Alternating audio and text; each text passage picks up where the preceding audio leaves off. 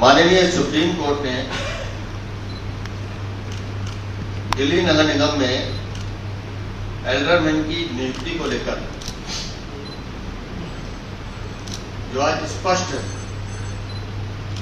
निर्णय दिया है, भारतीय जनता पार्टी उसका स्वागत करती है।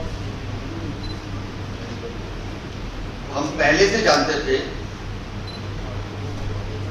दिल्ली में एल्डरमैन की व्यवस्था कोई आज की व्यवस्था नहीं, लगातार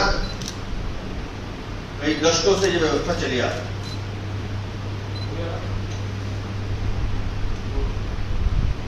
और माननीय उपराज्यपाल की जो संवैधानिक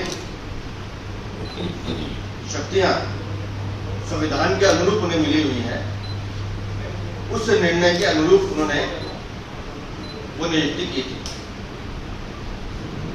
लेकिन जैसा हर बार होता है, आम आदमी पार्टी के नेता हर वो काम जो माननीय उपराज्यपाल जी करेंगे उसका विरोध करते हैं। वो ये भूल जाते हैं कि दिल्ली और अन्य राज्यों में फर्क है। दिल्ली एक केंद्र शासित राज्य है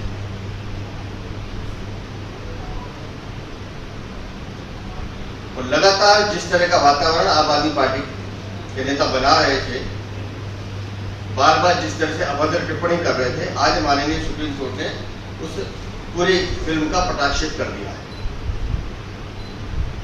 लेकिन मुझे हैरानी उस निर्णय के बाद आम आदमी पार्टी के सांसद संजय सिंह के बयान से हुई। संजय सिंह जो राज्यसभा के सांसद हैं, वो इन सब पेचीदगियों को समझते हैं। उसके बावजूद उन्होंने जिस तरह से आज माननीय सुप्रीम कोर्ट के निर्णय पर जो टिप्पणी दी है, हम उसका पुरजोर तरीके से विरोध करते हैं। वो टिप्पणी दिखाती है कि नक्सलाइट जो उनकी आइडियोलॉजी है आम आदमी पार्टी की, वो उनके भीतर किस तरह तक घुस चुकी है। नक्सलवादी विचारधारा के लोग वो टिप्पणी करते हैं जो आज संजय सिंह ने की है।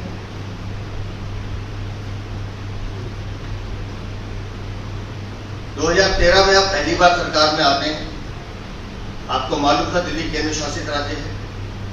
हम ये समझ सकते हैं कि हो सकता है शायद आपको उस समय तक अंदाजा ना हो कि दिल्ली का प्रशासन कैसे चलता है।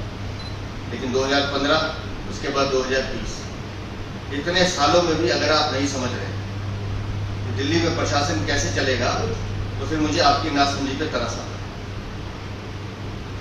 हर वो अच्छा काम जो दिल्ली में हो रहा है उसका श्रेय लेने की कोशिश आम आदमी पार्टी करे, लेकिन हर वो काम जिससे दिल्ली की जनता का नुकसान हो रहा है, दिल्ली के लोगों की जाने जा रही है, उसके लिए दोषी ठहराने के लिए वो पत्थर मारते हैं।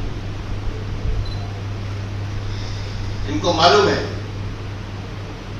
कि कौन सा क्षेत्र किस अधिकार में किसके पास आता है, लेकिन जानबूझकर राजनीतिक वातावरण को दूषित करना, जानबूझकर अनर्गल प्रचार करना, जानबूझकर लगातार झूठ बोलना, ये संजय सिंह हो, सौरभ भारद्वाज हो, आतिशी मान लेना हो या आम आदमी पार्टी के और जो प्रवक्ता है, उन सबके व्यवहार में दिखाई देता है।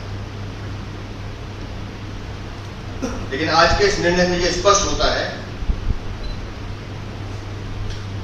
कि दिल्ली में माननीय उपराज्यपाल द्वारा जो निर्णय लिए जाते हैं वो दिल्ली की जनता के हित में और संवैधानिक व्यवस्था के अनुरूप होते हैं। और मैं चाहूंगा कि आम आदमी पार्टी के बाकी मंत्री भी अब समझें। जिस तरह से ट्रांसफर पोस्टिंग को लेकर लगातार सौरभ भारद्वाज बोल रहे हैं, मैं आज फिर एक टिप्पणी करके बात समाप्त करता हूं कि एक कमेटी बनी हुई है जिसके 3 सदस्य हैं और उस कमेटी के मुखिया हैं अरविंद केजरीवाल। वो कमेटी निर्णय करती है कि कौन सा अफसर कहां जाएगा। अरविंद केजरीवाल जमानत पर जब बाहर आते हैं तो उस कमेटी की मीटिंग बुलाने की चेष्टा नहीं करते, लेकिन जब दागी अफसरों की बात आती है तो सौरभ भारद्वाज पल्ला झाड़ लेते हैं। ये विषय सिर्फ मैंने इसलिए छुआ है कि आज के निर्णय के बाद उनको भी ये समझ में आना चाहिए कि संवैधानिक व्यवस्थाओं को समझें और एक बार पुनः मैं माननीय सुप्रीम कोर्ट का आभार प्रकट करता हूं कि जो संशय के बादल इस पर्टिकुलर विषय को लेकर डले हुए थे वह समाप्त हुए और संवैधानिक व्यवस्था जो दिल्ली में है वो उनके उस निर्णय के बाद और मजबूत हुई।